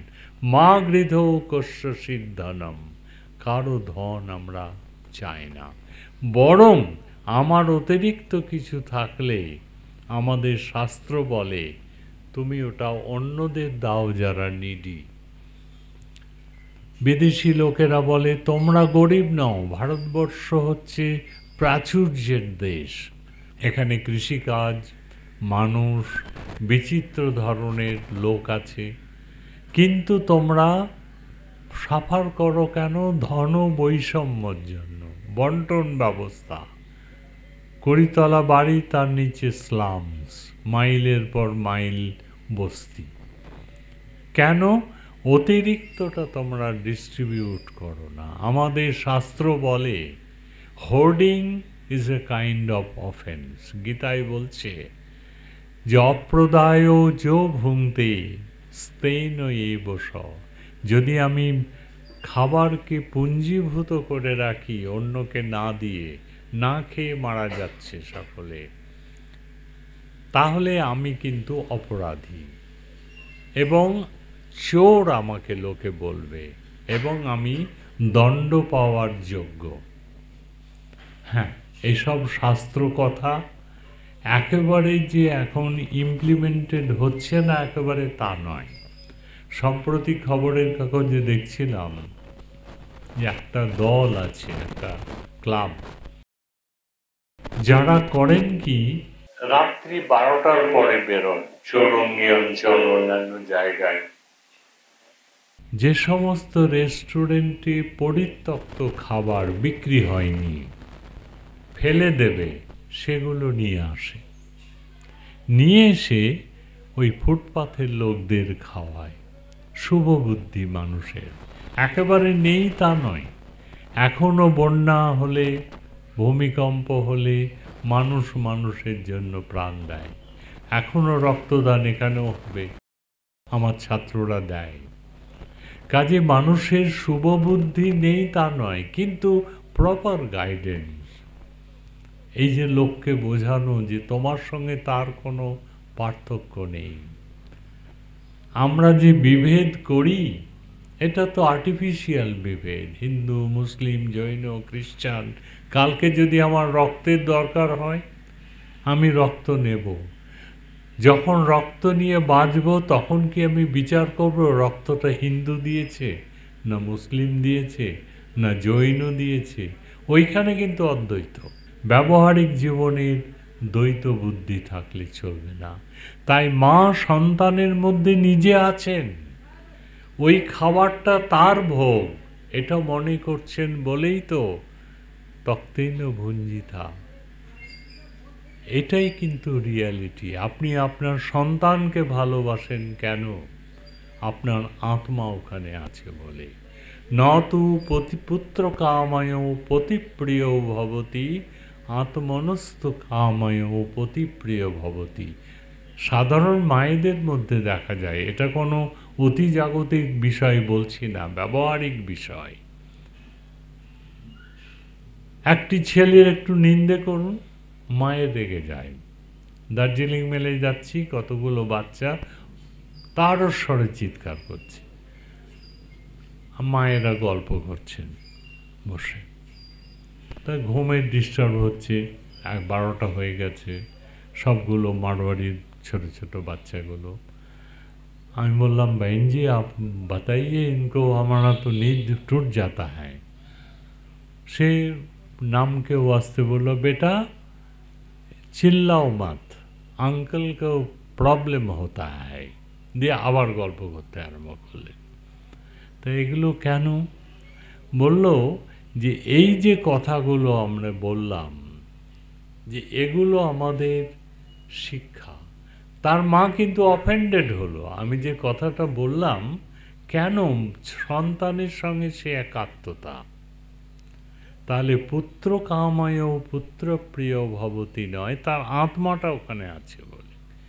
পতি পত্নী যত রিলেশনশিপ, বিরাট লিস্ট আছে বৃহদারণ্যক উপনিষদে, সব কিন্তু আত্মকাময় আত্মপ্রিয় ভবতি। আপনি আছেন বলে। বিদেশি ফিনল্যান্ডে একটা মেলাতে গেছি, হঠাৎ দেখে একজন বাংলায় কথা বলছে, কেউ নয় আমার চেনা ভদ্রমহিলা। আমি নিজে থেকে গিয়ে কথা বললাম, আপনি কোন দেশ থেকে এসেছেন, কী ব্যাপার? বহুদিন পরে বাংলায় কথা বলার সুযোগ। ওটা কিছু না, আত্মার টান। কেন? আমি মনে প্রাণে বাঙালি এবং বাংলা কথার মধ্যে আমার দুর্বলতা। এটা হচ্ছে আমাদের ভারতবর্ষে মা অনেক রকম, কিন্তু অন্য দেশেও আছে। একটা হচ্ছে গর্ভধারিণী মা, আর একটা হচ্ছে মাতৃভাষা, ওটাও মায়ের মতো আকর্ষণশীল। আর আছে মাতৃভূমি, মাদারল্যান্ড বলি। সবগুলোই মা, সবার ক্ষেত্রে কিন্তু আত্মার প্রসারণ ঘটে, এক্সটেনশন অফ সেলফ। তাই ভালোবাসাটা তখনই হবে যদি ওকে আপনা বানা লিয়া, হিন্দিতে একটা কথা আছে, আগে আপনা বানালো। এই আপনা না বানালে কিন্তু তাকে ভালোবাসা যায় না। এটা কি শুধু মানুষের ক্ষেত্রে হলো না, মনুষ্যেতর প্রাণীর ক্ষেত্রেও আছে। আপনি বাড়িতে একটা বেড়াল পুষুন, কুকুর পুষুন, সেখানে কিন্তু ওই কুকুরটাকে যদি আমি আঘাত করি কিংবা নিন্দে করি, বেশি কথা বলবো না, রাগ করবেন আপনি, কেন? ওই self is extended two non human being. এমনকি গাছগাছরা, বাড়িতে সুন্দর গোলাপ ফুটেছে, তাকে যদি আমি ভেঙে দিই আপনি মনে দুঃখ পাবেন, ভদ্রতার খাতিরে বলবেন না, ওখানেও কিন্তু একত্ব, আমার আত্মা আছে। আবার দেখা যায় কি, জড়র সঙ্গেও আমাদের আত্মিক যোগ হয়। আমরা যে বলি না, ব্রহ্ম শুধু চেতনে আছে তা নয়, অচেতনে আছেও, অচেতনেও ব্রহ্ম আছে। কালিদাস বলছেন, দুটো পাহাড়ের চূড়া দেখে জগত পিতর বন্দে পার্বতী পরমেশ্বর, তারা হচ্ছে পার্বতী পরমেশ্বর। এই যে অ্যাসক্রিপশন, আপন না ভাবলে এত সুন্দরভাবে বলা যায় না। তেমনি জড়র সঙ্গেও আমাদের আত্মীয়তা ঘটে। তাই যারা বড় বড় লোক, যারা নর্তকী, নাচেন, প্র্যাকটিস করেন, তারা কিন্তু ঘুঙুরটাকে প্রণাম করেন, মাথায় ঠাকা। কত ভালোবাসার জিনিস হলে মানুষ তাকে রেসপেক্ট করতে পারে। তবলা, হারমোনিয়াম, তানপুরা, সঙ্গীতজ্ঞ মাথায় ঠাকান, কেন? ওখানেও আমার অদ্বৈত আমি আছি ওর মধ্যে, আমার যশ খ্যাতি সমস্তই হারমোনিয়াম, তবলা, ঘুঙুর। এমনকি নামার সময় স্টেজটাকেও প্রণাম করে নামে। স্টেজটা কি আমাকে রেসিপ্রোকেট করে? স্টেজটা কি আমার সঙ্গে কথা বলে? বলে না।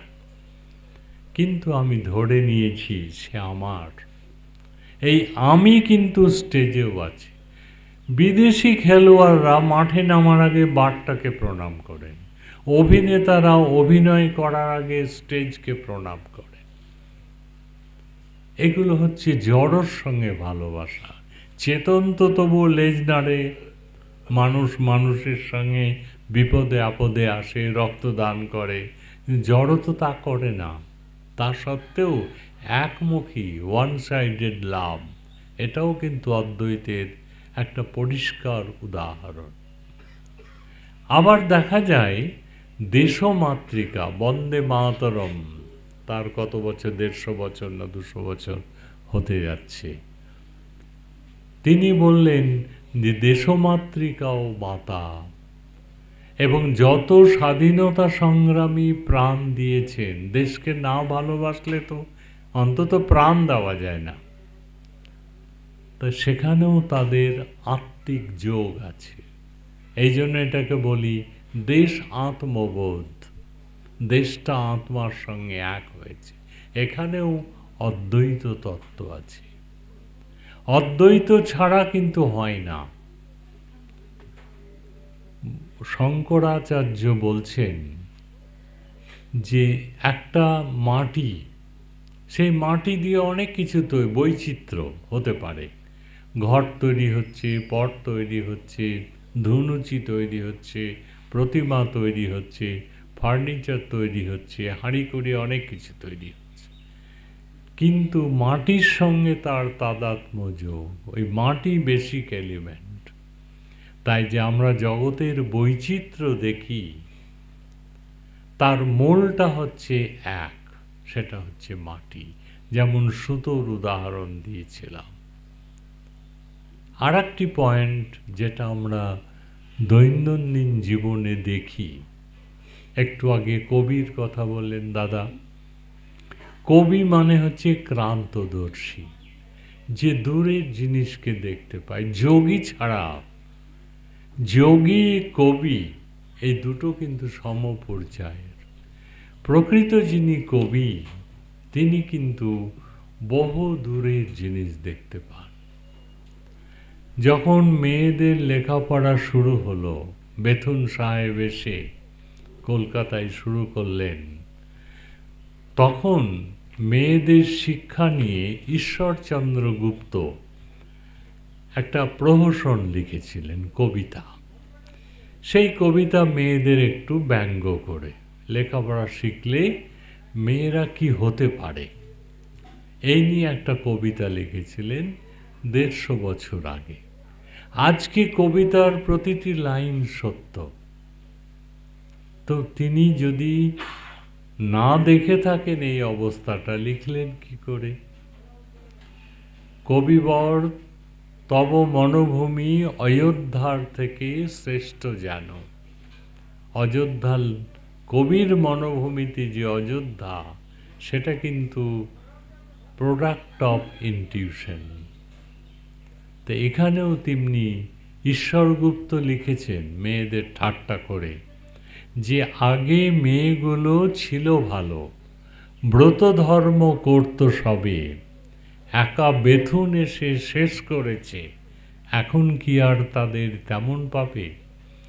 যত ছুরিগুলো তুড়ি মেরে কিতাব হাতে নিচ্ছে যবে, ড্যাম হিন্দু আনি বলে বিন্দু বিন্দু ব্র্যান্ডি খাবে, এরা আপন হাতে হাঁকিয়ে বগি, গড়ের মাঠে হাওয়া খাবে। ১৫০ বছর আগে মেয়েদের সম্বন্ধে এটা কল্পনা করা যেত না। আজকে সত্য, ভবিষ্যৎ দ্রষ্টা বলেই সম্ভব হয়েছে। এবং আমাদের যে সাহিত্য তত্ত্ব, সেখানেও আমরা যে আনন্দটা পাই, আনন্দর অনেক রকম ফের আছে। দাদা লঙ্কা চেয়ে নিলেন একজন আমাদের খাওয়ার সময়, আপনি বোধহয়, কাঁচা লঙ্কা। আর আমার যদি বাই চান্স একটা কাঁচা লঙ্কা ভেতরে যায়, সেদিনের মতো খাওয়া বন্ধ। তাহলে কেউ লঙ্কা পছন্দ করেন, কেউ মিষ্টি পছন্দ করেন, কেউ তেতো পছন্দ করেন, মনের সুখে খান, হাসি পছন্দ করেন। আমাদেরও তেমনি নানান রস আছে, হাস্যরস, শৃঙ্গার রস, বীভৎস রস, করুণ রস। এবং এখানেও ব্রহ্মের অনুভূতি আছে দৈনন্দিন জীবনে। এটা কোনো আধ্যাত্মিক ঘটনা নয়। কালকে আপনি সিনেমা দেখুন, বলা হলো, আমাকে বলল স্যার দেবদাস দেখে আসুন, খুব ভালো। গিয়ে দেখলাম কান্নায় ভর্তি, দেবদাস মারা যাচ্ছে, পারোকে দেখা দিতে দিচ্ছে না, এই সমস্ত। চোখ দিয়ে জল বেরিয়ে গেল সমস্ত দর্শনে, আমারও। তাহলে ৩ ঘন্টা সময় নষ্ট করলাম, অনেকগুলো টাকা পয়সা দিলাম, কাঁদতে কাঁদতে বেরিয়ে এলাম। এবং ফুললি স্যাটিসফাইড ওয়েতে আমি অন্যকে বললাম অসাধারণ ভালো।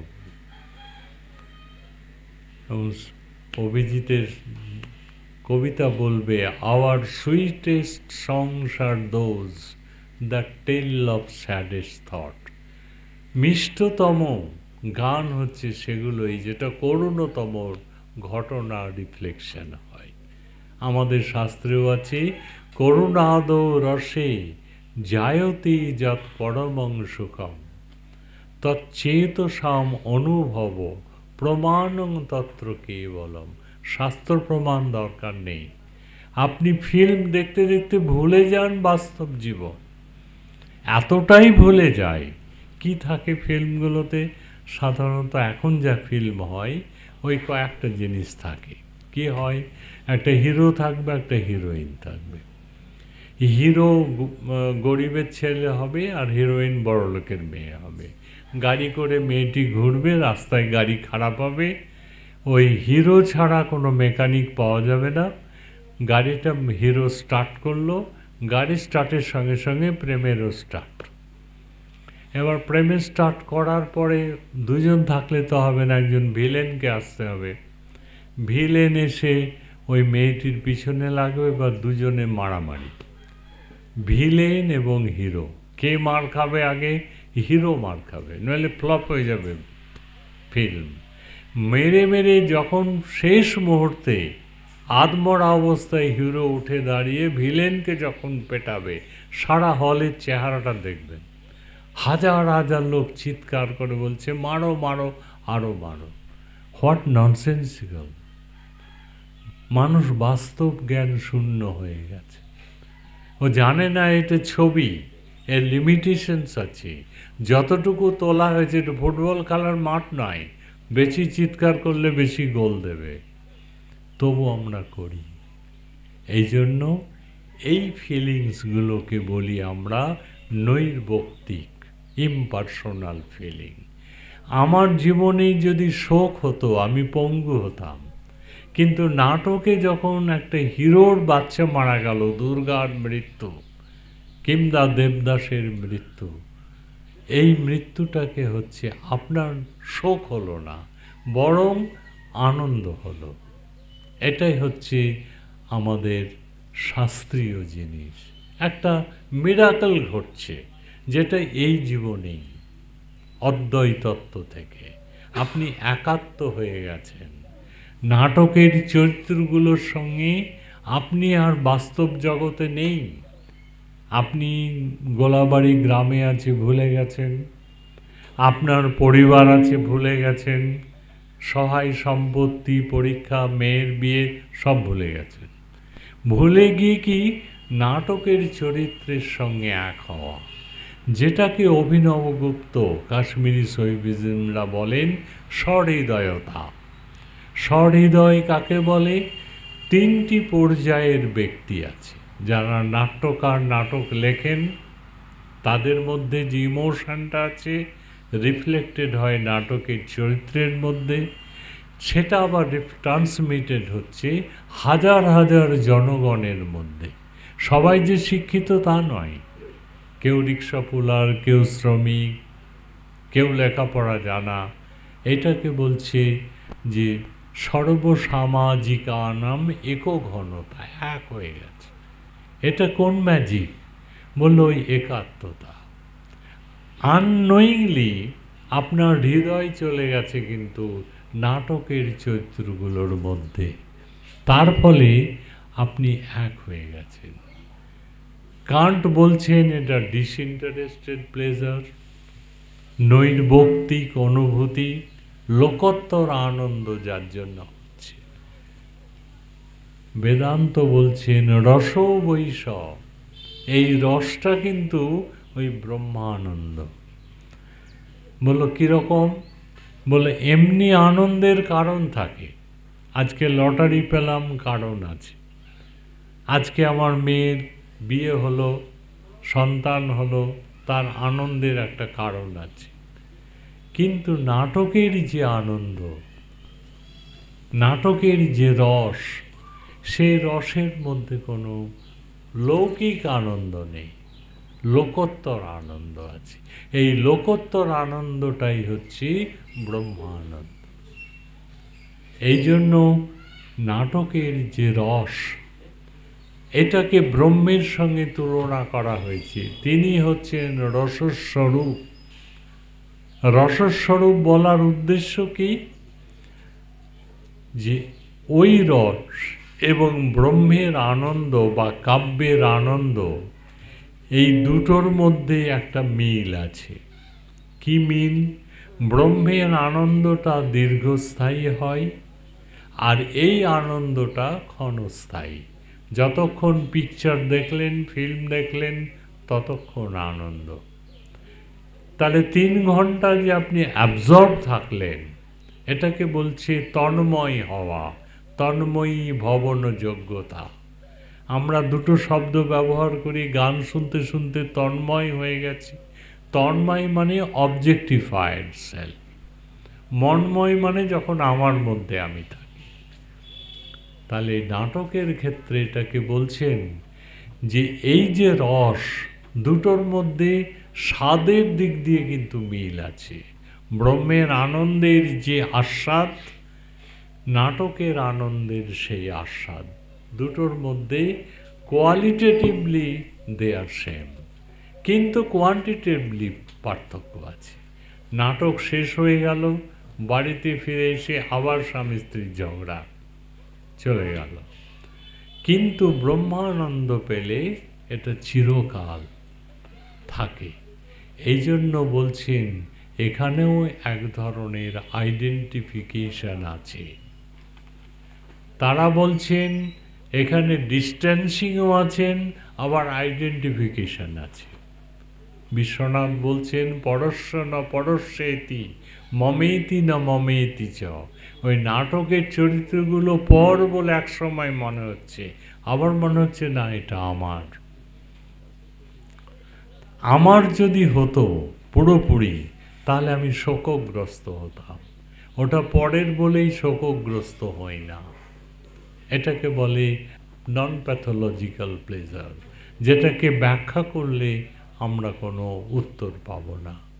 এই অদ্বৈত তত্ত্ব নাটকে আছে, উপন্যাসে আছে, সঙ্গীতে আছে, নৃত্যে আছে।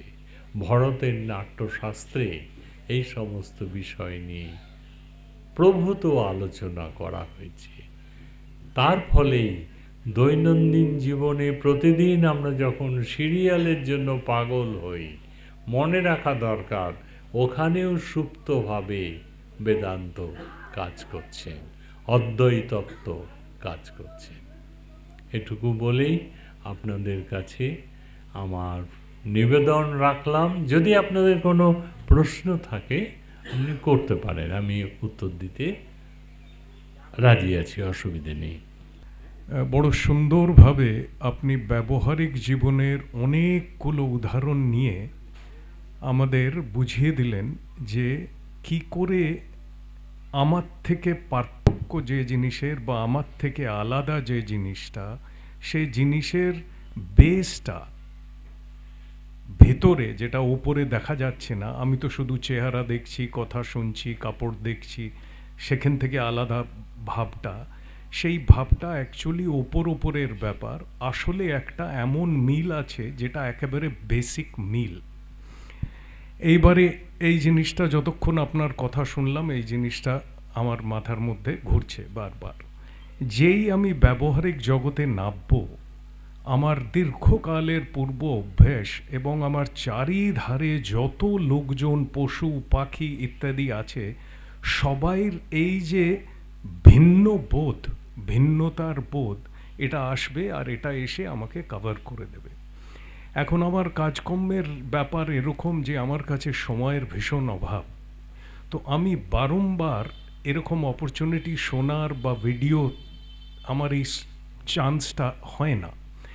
তো কি করে আমি একটা সাংসারিক মানুষ, 15 ঘন্টা 14 ঘন্টা আমাকে মেহনত করতে হয় নিজের পরিবারকে চালাবার জন্যে। আর মেহনত করার যে ফিল্ডটা, যেখানে কাজ করি, সে সমস্ত জায়গায় এই ভিন্নতা পূর্ণরূপে মেনটেন হচ্ছে। তো আমি কি করে এটাকে অ্যাকচুয়ালি ব্যবহারিক জীবনে আনবো? খুব পার্টিনেন্ট কোশ্চেন। যে আমার বক্তব্য দিয়ে তো আমি বোঝানোর চেষ্টা করলাম, কিন্তু জগৎটা তো সহজ নয়। ক্রুড রিয়ালিটি যেটাকে বলি, বাস্তব জগৎ, সেটা কিন্তু ভিন্নতাকেই আহ্বান করে। আপনি বস, আমি তার কর্মচারী, মিডল কর্মচারী লোয়ার কর্মচারীর উপর রেলা, লোয়ার আবার 4th গ্রেড, গ্রেডেশনে ভর্তি। এবং যখন আমরা চলি ফিরি, প্রত্যেকের মধ্যে একটা ডিফারেন্সিয়েশনটা বড় করে দেখা দেয়। আর ঠিকই বলছেন, মানুষ এখন এত যান্ত্রিক হয়ে গেছে, এত ব্যস্ত হয়ে গেছে, যে দিনের মধ্যে 14-15 ঘন্টা যখন কাজ করছে, তখন তার পক্ষে এই একত্বের ভাবনাটা আসাটা খুব দুষ্কর। এমনকি আমাকে দু একটা জায়গায় যেতে হয়েছিল অ্যাডমিনিস্ট্রেটিভ অফিসারদের বলতে, যে how to reduce tension of the administrative officers. তো সেখানে একজন তার অভিজ্ঞতা শেয়ার করলেন যে আমার অবস্থা দেখুন, আমি প্রচুর মাইনে পাই, প্রাইভেট কোম্পানিতে চাকরি করি, প্রচুর মাইনে পাই। আমার অফিস আওয়ার আর্লি মর্নিং থেকে মিডনাইট, কোনো ছুটি নেই।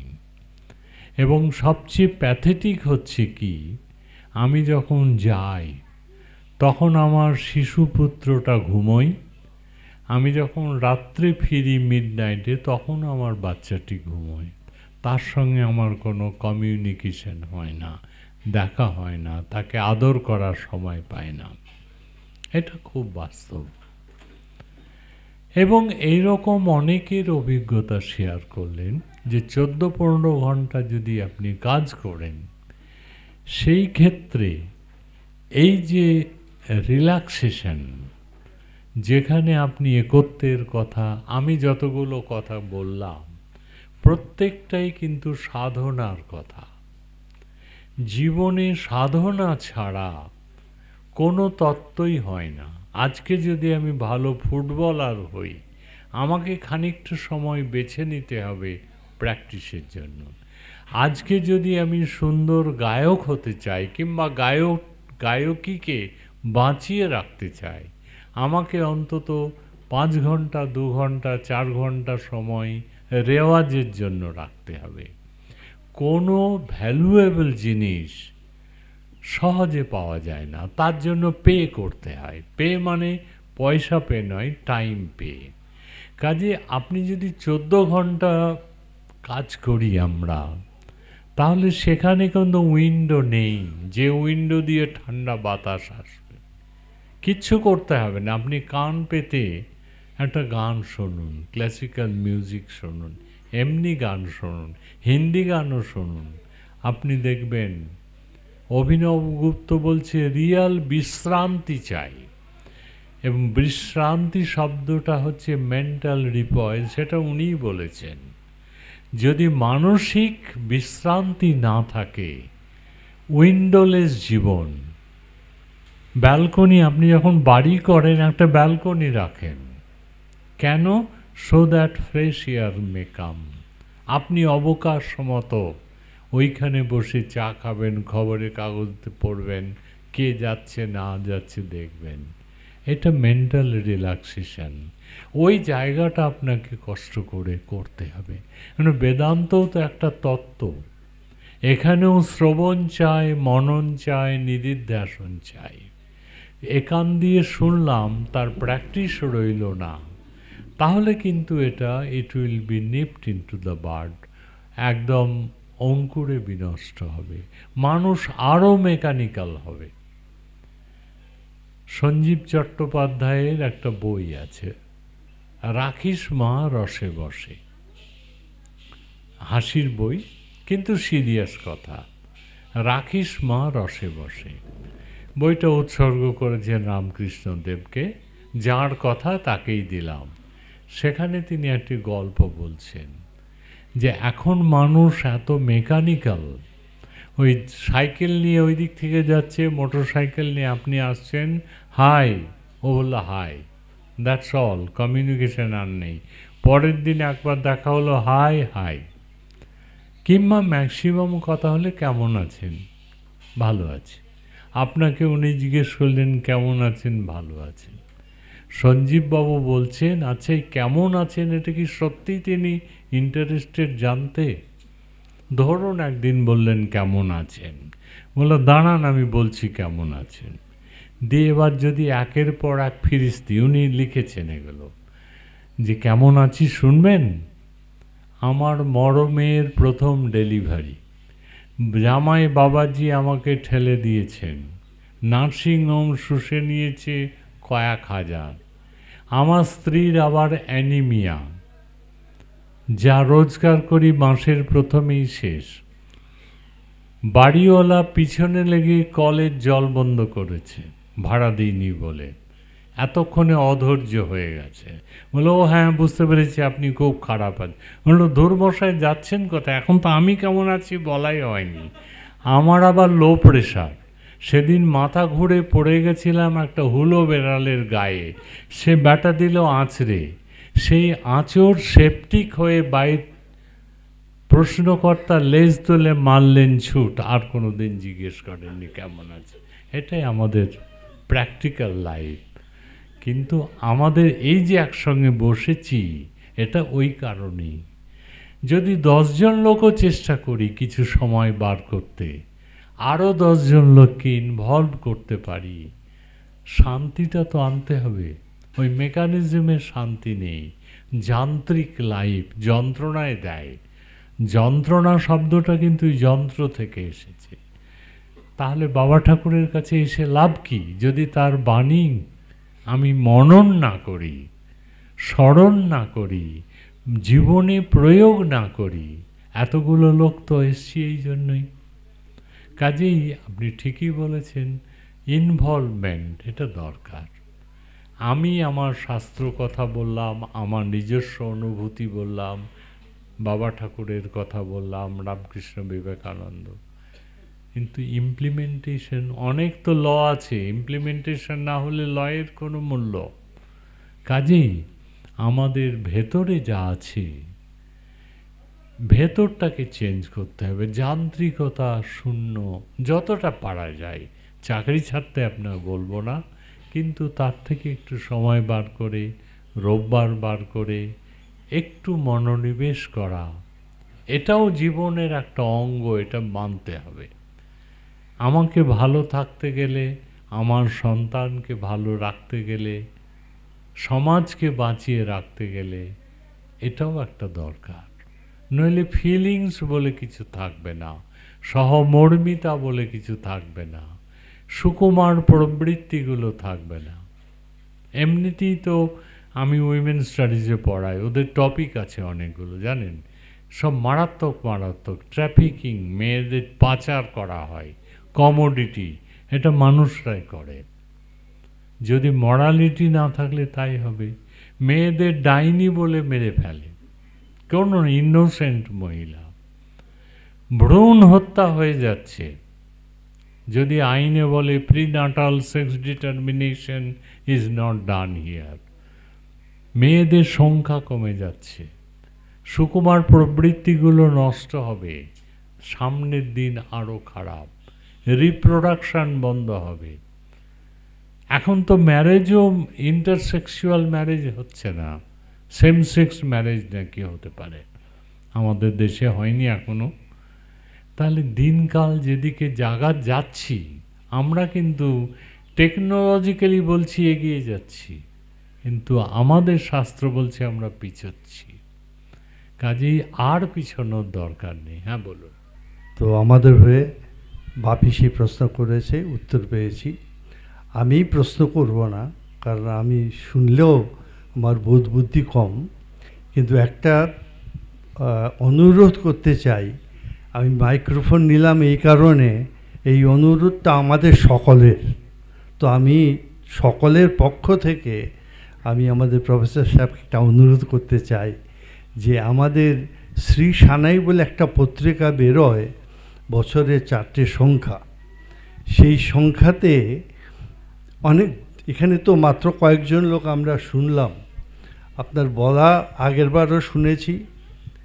এত মানে এনগ্রোস হয়ে যাওয়া সম্ভব, আপনার বলার মধ্যে এত একটা অপূর্ব ব্যাপার আছে, হয়তো সেটা আপনার গুরু কৃপা হতে পারে, আমি জানি না, একটা বিশাল ব্যাপার আছে। তো আমি আপনার কাছে অনুরোধ করব, একটা যদি আমি টপিকটাও বলে দিই, যদি মধুসূদন সরস্বতী অদ্বৈত সিদ্ধির উপরে আমার বহুদিনের ইচ্ছা ছিল, অনেককে বলেছি, আলটিমেটলি ওটা আমরা পাইনি।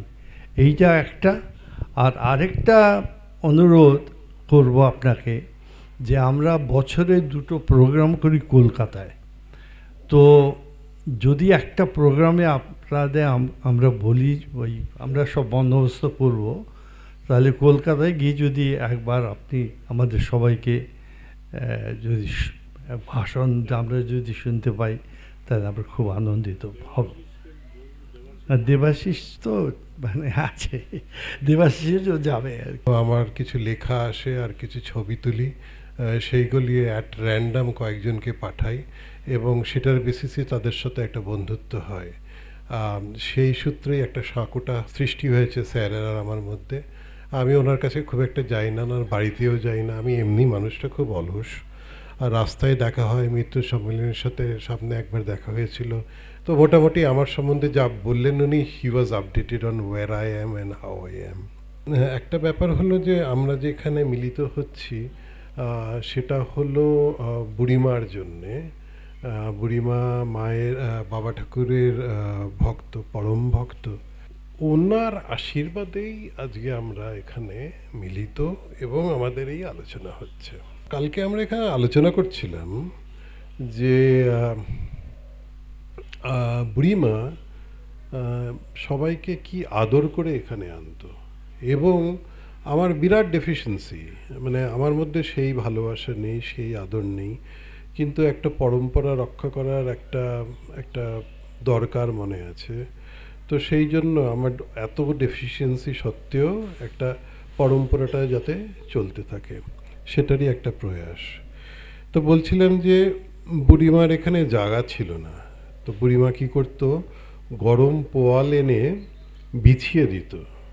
এখন কোনো বাড়িতে কাউকে পোয়ালে শুতে দেয় আজকের দিনে, কিন্তু বুড়িমা শুতে দিতেন, কারণ বুড়িমার সবার উপরে এতটা অধিকার ছিল যে আমার সন্তান এখানেই শোবে, এবং ওই ঘর আমরা ব্যবহার করতাম। This is Real, this is reality, এখানে কোনো ফেক নেই। তবে একটা প্রশ্ন, আজকের যুগটা তো টেকনোলজিক্যালি বড্ড অ্যাডভান্সড। আমরা বলি it is the era of influencers. তো ইনফ্লুয়েন্সার্সগুলো একটা বুদবুদের মতো। আপনি আজকে যা বক্তব্য রাখলেন সেটা এডিট করে 5টা ভার্সন হতে পারে। আরেকটা হলো আপনি যেটা বললেন সেটার থেকে এমন একটা অংশ নিয়ে একটা রিল বানানো হলো যেটাতে মানুষ উদ্ভ্রান্ত হয়ে যাবে। আপনি যেটা বললেন লোকেরা বুঝতেই পারবে না, কারণ ইট ইজ সো ইনকমপ্লিট। তো এই মতাবস্থায় যেখানে এতগুলো fake versions, right, and none of them are real, সেই অবস্থায় এই যুগে অদ্বৈতত্ব আমরা কিভাবে এমব্রেস করব, এটা হলো প্রশ্ন।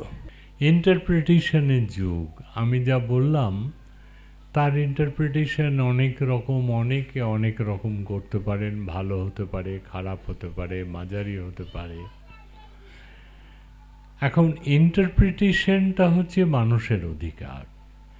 আমি যে অদ্বৈত তত্ত্ব সম্বন্ধে বললাম তার কোন ইন্টারপ্রিটেশনটা আমরা নেব, এটা কিন্তু নির্ভর করবে যে সিচুয়েশনের উপরে। আমাদের এথিক্সের মধ্যে একটা কথা আছে, সিচুয়েশনাল এথিক্স। যদি সমাজ, বর্তমান যুগের যে সমাজ, সেই সমাজে অদ্বৈত তত্ত্বটা কতটা গ্রহণযোগ্য, কতটা পরিত্যাজ্য, এটা যদি বিচার করি, আমি বলবো পরিত্যাজ্য কিছু নেই, যা আছে সবই ভার্চুয়াস। এখানে ভিসিয়াস বলে কিছু নেই।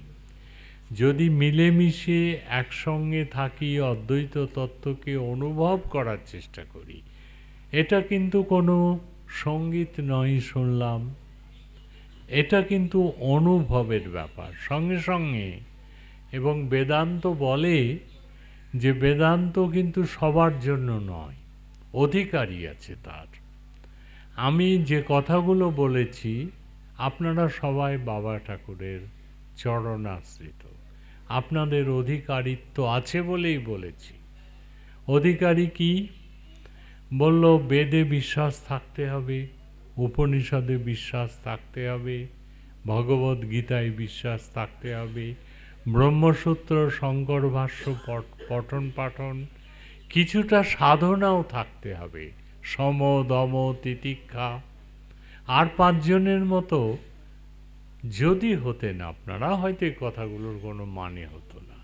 কিন্তু আমি যাদের কাছে বলছি তারা অলরেডি অনেকগুলো ফেজ পেরিয়ে এসেছেন। কাজে আমি অত্যন্ত সচেতন যে কোন কথাগুলো আপনাদের যাবে, আপনাদের মধ্যে গ্রহণযোগ্যতা আসে। এই বেদান্ত আমি ক্লাসে বলবো না কোনোদিন, আমার ছাত্রছাত্রীরা। দেখুন, একটা কথা আছে, ঠাট্টা করে বলছিলেন একজন নৈয়ায়িক, যে তর্ক সংগ্রহ বলে একটা প্রিলিমিনারি বই ছিল আমাদের, যেমন শঙ্কর ভাষ্য। তিনি বলছেন এই বইটা আমি বলছি বালানাং সুখবোধায়, বালকদের যাতে সহজে বুঝতে পারে বলে। প্রশ্ন করা হলো, আচ্ছা বালক কথাটা বললেন কেন? যারা শুনতে এসছে তারা কি বালক?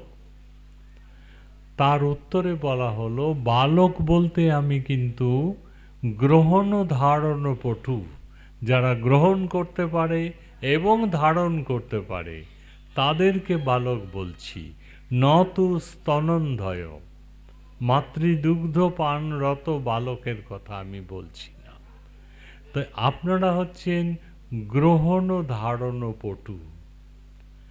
যে মিউজিকের সারেগামাপাধা জানে, রাগ রাগিনীর বেসিক জানে, সেখানেই গানের একটা যোগ্যতা আছে, নৃত্যেরও যোগ্যতা আছে।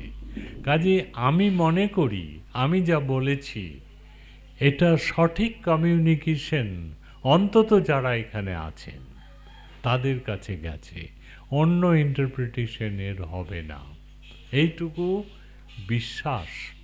নইলে আমি এনার্জি পেতাম না তখন বলার, 5 মিনিট বলে ছেড়ে দিতাম।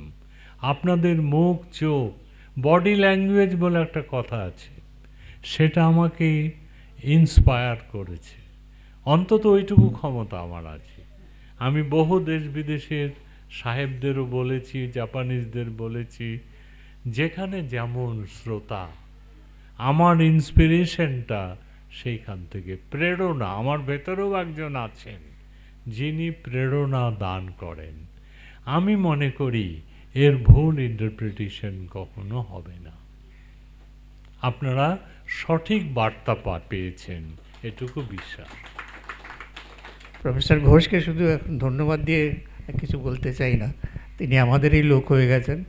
কাজেই সে কথা তিনি তো নিজেই স্বীকার করেছেন, যেখানে এসে যে আনন্দ পান সেই আনন্দ অন্য কোথায় অন্যরকমভাবে পান। তবে উনি একটা দেশলাইয়ের কাঠি জ্বালিয়ে দিয়েছেন, এবার আমাদের মনে সেই আগুনটা তৈরি করতে হবে, মনটাকে পরিশুদ্ধ করে সেটাকে। আমাদের অনেকে প্রশ্ন করেছেন কী করে আমরা এটা নিতে, সেটাও উনি বলেছেন, আমিও শুরু করেছিলাম, যেটা ব্যক্তিগত অনুভূতি।